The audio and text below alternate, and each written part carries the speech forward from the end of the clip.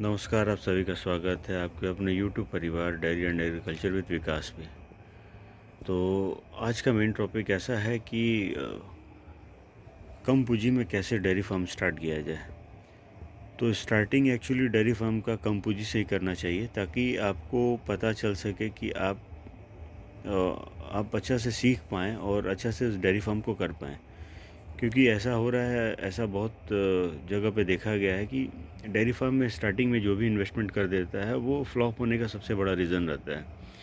क्योंकि जब तक आपको ये नहीं पता है कि आपको कितना पशु रखना है, कितना आपका प्रोडक्शन है और कितना आपका खपत है, तो अगर उस हिसाब से आप अगर नहीं कीजिएगा तो आप लॉस में जाइएगा और आपको एक ना एक दिन फार्म को बंद करना पड़ेगा। तो आपका स्टार्टिंग हमेशा कम पूंजी से ही होना चाहिए, जीरो से होना चाहिए और उसको तब बड़ा कीजिए। तब वो एक्सपेंड करने में भी मज़ा आता है और काम करने में भी मज़ा आता है और वो अच्छा लॉन्ग लास्टिंग भी चलता है।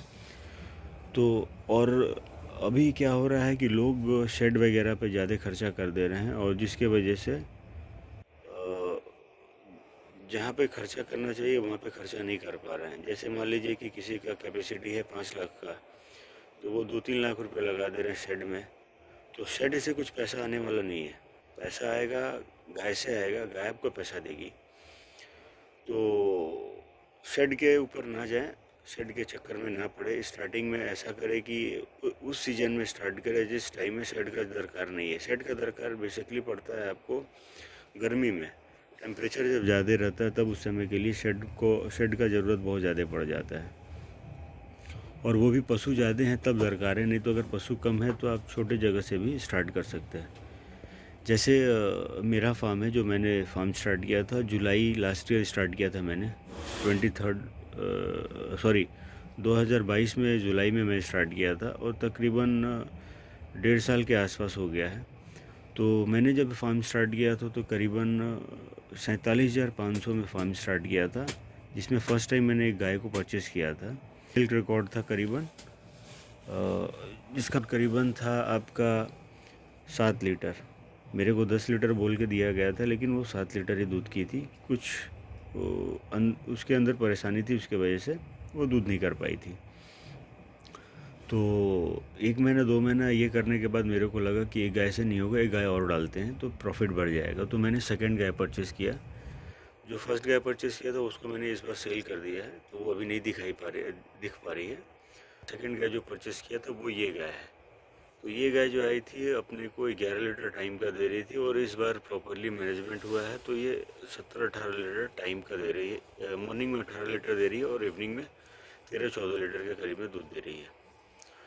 तो मेरा मेन टॉपिक ये है कि कम पूंजी में कैसे स्टार्ट किया जाए। तो कम पूंजी में बोला जाए तो मैं 47,500 में मैंने गाय परचेज़ किया और 6 से 7 हज़ार के करीब में मेरा ये खुरली जो नाद बनाया है, नाद में मेरा खर्चा लगा था, जो कि इसमें अपनी गाय खाती है।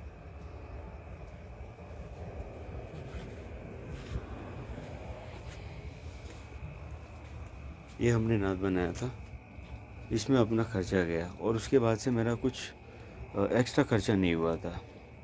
और उसके बाद हम उसको कंटिन्यू किए हैं। कंटिन्यू करने के बाद मेरे को मंथ बाय मंथ प्रॉफिट बढ़ता गया है।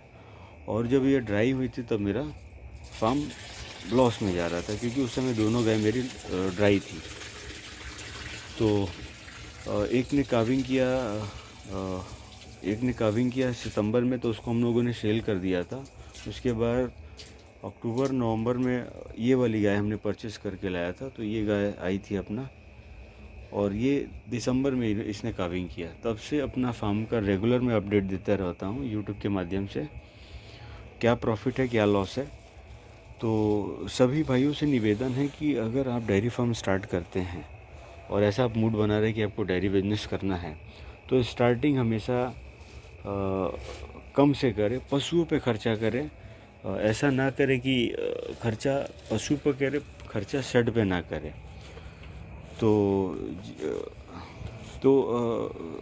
ऐसा है कि डेयरी फार्म आप 50,000 से भी स्टार्ट कर सकते हैं और 50 लाख से भी स्टार्ट कर सकते हैं।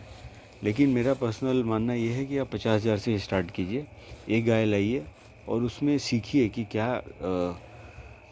क्या फ़ायदा है, क्या नुकसान है, कहाँ गलती हो रहा है, कहाँ सुधार हो सकता है। उसके बाद से आप स्टेप बाय स्टेप बढ़िए। ऐसा मत कीजिए कभी भी कि स्टार्टिंग में ही आप ज़्यादा पूंजी लगा दें और ये कर ले, बड़ा कर लें। बड़ा करने के लिए पहले सीखना पड़ता है, तब जाके बड़ा करके और उसको आप उसके साथ आप स्टैंड कर पाओगे, अदरवाइज़ आप फ्लॉप हो जाएंगे।